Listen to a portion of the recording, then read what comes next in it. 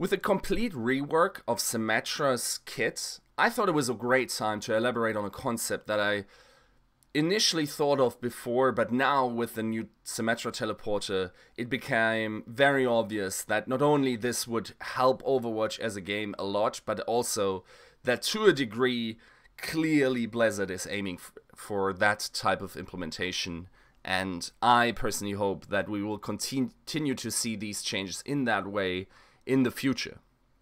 Now, you see the headline that I did here, and it's basically Symmetra and the introduction of the logic block.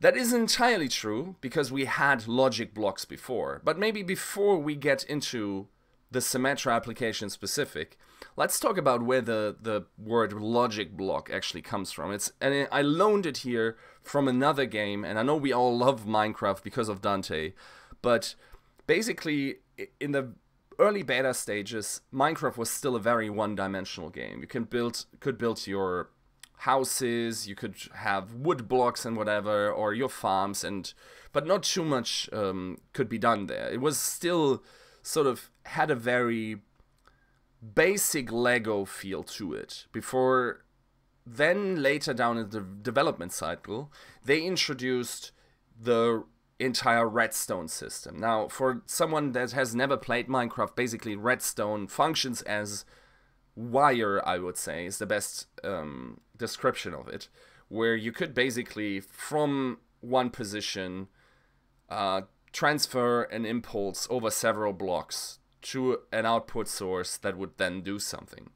And with that, they also introduced more and more logic blocks. So they had obviously on-off switches, they had output devices such as lights, they had output devices such as, I think sticky pistons was one that was introduced fairly early on, and that made Minecraft a much more complex game. But what really propelled it to something where you could basically almost do anything you could imagine was when they introduced the possibility for logic gates, I believe through the redstone repeater. I actually didn't play that much after that anymore, but basically it allowed for AND or NAND NOR switches, which then allows you in effect to do whatever you want. You can build a clock, you can build a calculator, you can effectively build a CPU in Minecraft, and the possibilities were endless, and a lot of people were tinkering around with it, and it made it a very complex game as long as your computer could basically deal with it. So what does that have to do with Overwatch, right? Well, the new design of the teleporter, let me just really briefly explain what it does. Basically, now the teleporter is a basic ability. It has 300 HP, and Symmetra can now point to the location where she wants to place the entrance, and most crucially, and this is the important part, she can point towards where she wants to have the exit. Now that's nuts. Why is it nuts? Because it gives not only her, but her entire team to the ability to overcome terrain, or in fact, and I think that's the most, the strongest application of that ability, to gain high ground advantages. So, one thing that comes to mind would, for instance, be Dorado between first and second. Symmetra could boost or place a teleporter down for the on attack, maybe behind the gate, and then they could all get up on the church into the first story and then contest the high ground that way. Previously, that was only only feasible with, for instance, dive tanks and high mobility tanks such as Winston and Diva, who were able to contest that up there. Now it's arguably possible for Reinhardt as well, right? As long as Symmetra as a hero works in a offensive category, or in some composition, we could see these strategical adaptations, right? And why it is so impactful, I think, is that it doesn't just introduce that for Symmetra herself, but for the entire team. Basically, the entire Overwatch roster with Symmetra's change, now has gained an extra ability. Namely, we can take high ground. And that, for some, won't be as big of a deal. For other characters, such as, for instance, Anna comes to mind, Zenyatta comes to mind, certainly Reinhardt comes to mind. That is a huge thing, isn't it? And what it then allows on, if we keep adding these logic blocks, strategy could theoretically, as long as the kits of those heroes remain competitive, could become increasingly complex, and we would eventually land in a Dota 2 scenario where everything is very strong at certain things, but also has a counter by having other very strong things, I dare to say overpowered things, that counter that very thing, and we would have a constant flux of strategies. Now, did we have things like this before in Overwatch? I would argue yes, we definitely have. To a degree, almost every ability could be argued to interact with the opponent in a way like that, just not as hardcore as the teleporter for Symmetra does. Now, one of those abilities, which is most like the teleporter, or I guess in the application I just described, would be Maze Wall, right? So Maze Wall, first primary tool, I would say, is to cut people off from their team. So what it does is, for instance in chokes, is it can separate the tank from the backline. You can then isolate the tank, kill the tank, also before most of the, or usually before they can bust through the wall, because it's breakable by damage, but the threshold is so high that it's very hard to save your tank that way. And that allows for certain strategies, though it hasn't proven as effective in pro play, only sometimes. And we've actually seen it in Overwatch League just this week. It also allowed, famously, for teams like Meta Athena to exploit certain terrain situations. For instance, Dorado first comes to mind, where they went left after the first choke and then boosted up onto the roof and glided through there, only to come to spin around and come from behind from their opponents. The opponents were pretty taken aback. That's a strategy that only works once, but the fact that it was working at the time was amazing, right? It's that possibility that Meta Athena, also on other locations, showed us that even a weak logic block like the May Wall could be implemented from some crazy strategies.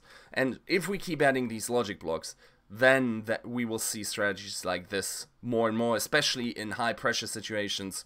For instance, in playoff games, where now teams have a month to prepare for these playoff matches, why not have a curveball like that in there, right?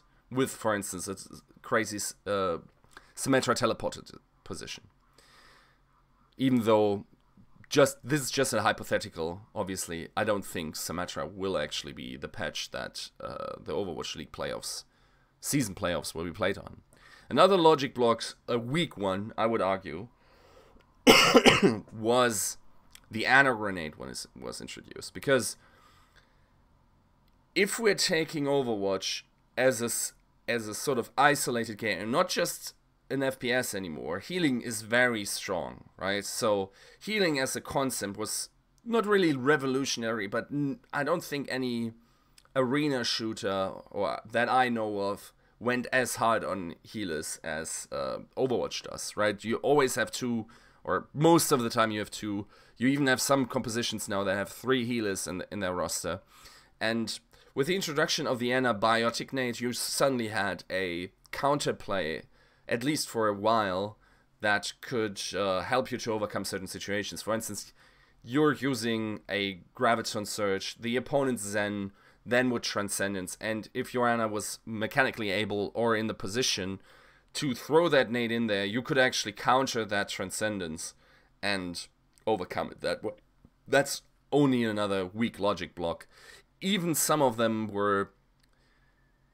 The introduction of Brigitte is not really a logic block in terms of the ability she has, but it's what she does to the game in terms of Tracer has been hardcore, right? Now you always there's a tracer, we have an answer to that. Previously, we didn't have that in Overwatch, I would argue, right? And she eradicated, or at least lowered the pick rate of tracer from, I believe, 77% to 24% now in the Overwatch League, which is crazy, right? Not a logic block per se, but definitely a logical answer to the tracer meta that we have had for, what, 1.5 years now? So, are there other hard logic blocks? Well, I would argue, in a sense, Widowmaker's Infraside is that. Because if we're thinking about the FPS genre, wall hacks was always a thing looked down upon, especially because it is so potent, right? Vision, as Wizard Young calls it, or just information that derives from vision, is extremely important. And if you actually look at the statistics on Winston's lab, you will find that Widowmaker's ultimate is an ultimate that wins a lot of fights, and not just that. If it's not just used for zoning, and in zoning scenarios it just, for the duration, the opponent is unable to attack, but it also scores a lot of kills. I don't know, just because a Widowmaker activates ultimate, I don't have specific examples, but it has decreased now, certainly. But during the time of an Infrasite, the kill rate of most Widowmakers was skyrocketing by, I believe, 30% for that time frame or something like that. So it was actually an ultimate, possibly, that killed more than all the other DPS ultimates, if we're being frank, other than maybe Genji Blade, or, of course, Riptide. What other hard logic blocks did we have? So Blizzard, in their development, realized, oh, ultimate advantage in Overwatch is a pretty big thing, right? So what can we do in order to put that ultimate advantage thing on its head, at least for a certain amount of time, and overcome that situation and change the logic of the situation? And Sombra's ultimate came into being, didn't it? So if a Sombra ult hits, it doesn't matter how many ultimates you have in your back. You are now unable to use it. You're now unable to use your other abilities. You're just standing there with your main gun. And ultimate advantage, if you haven't dodged it, now doesn't matter to your team, does it? So Sombra's ultimate presented a very potent, often, counterplay to ultimate advantages, though I have to say there might be an issue with her overall kit now not being strong enough, hence why she isn't in the game no longer, in the meta no longer. It's also that her,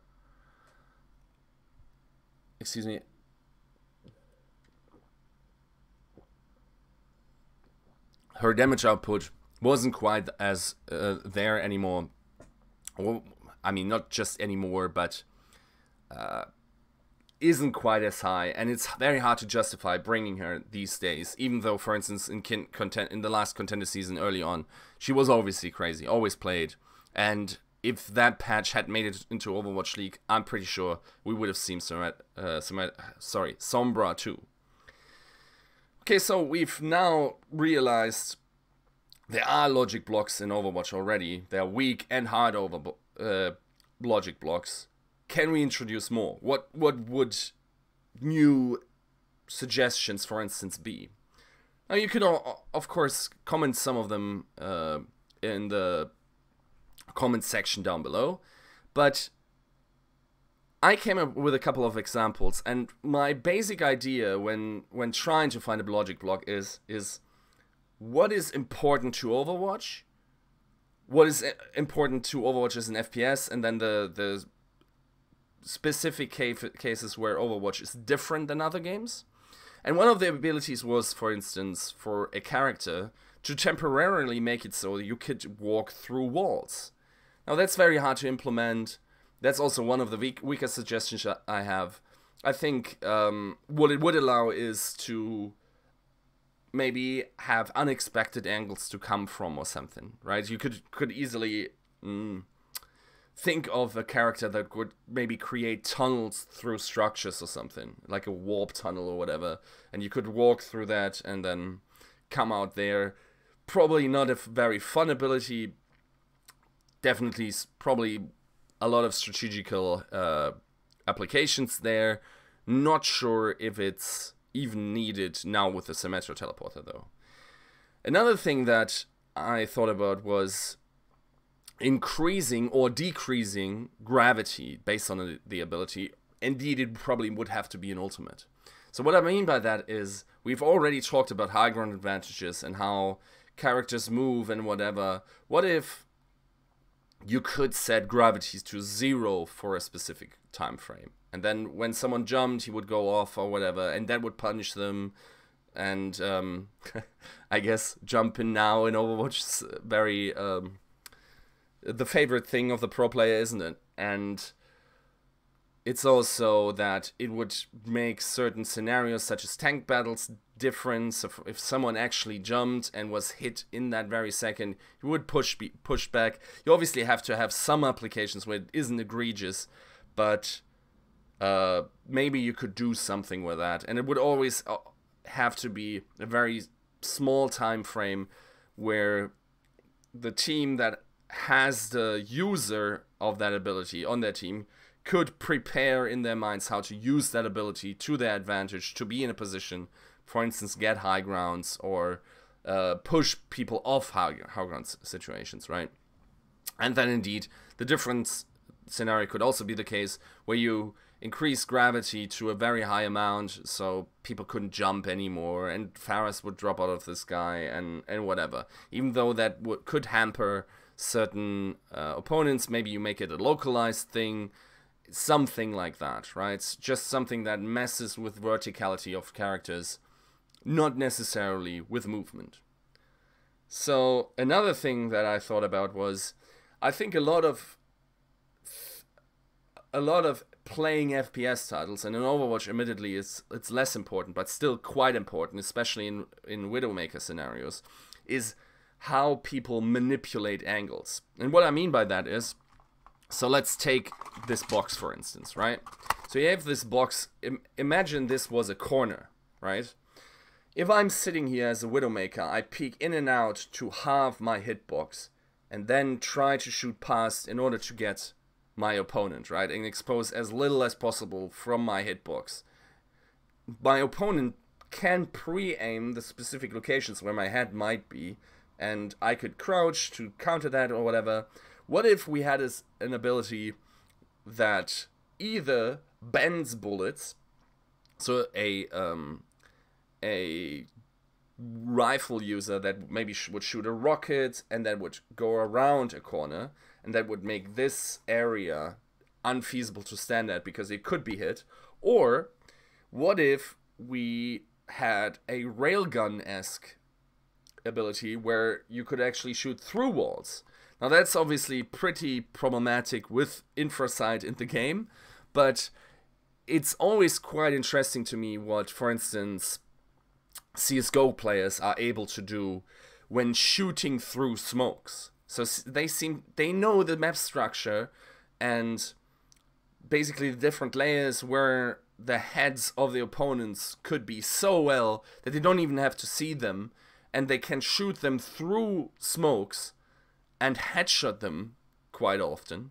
And also the wall bangs they do.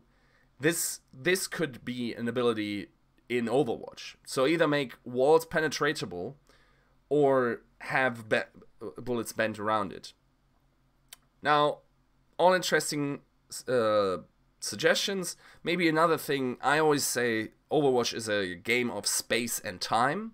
So why do we not have a hero that manipulates time? Maybe a hero could do something where he has like a bounty ability that, depending on the fulfillment requirement, would either stop time for your team or steal time from your opponent upon completing them, or would maybe add some time for you in some cases. That could certainly be something, right?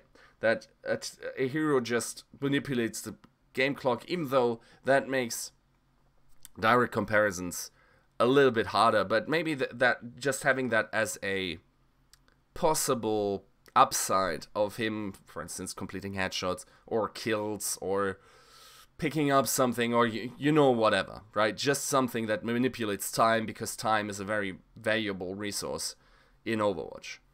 Now the other thing is obviously something that manipulates space. So I thought possibly of an ability that would force opponents to stand apart from each other. So basically the AntiGraph, if you want.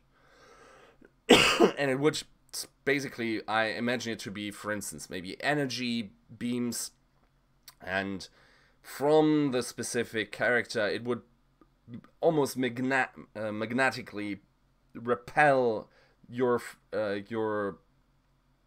teammate from that one target. So you have, for instance, here there's the Mercy, and she wants to get close to res a target, and you would just push her away by placing that other pole of the magnet on a teammate that is standing here, and then they would have to move in accordance in order for the Mercy to allow to be here, or something like this. That would be obnoxious to play with, right?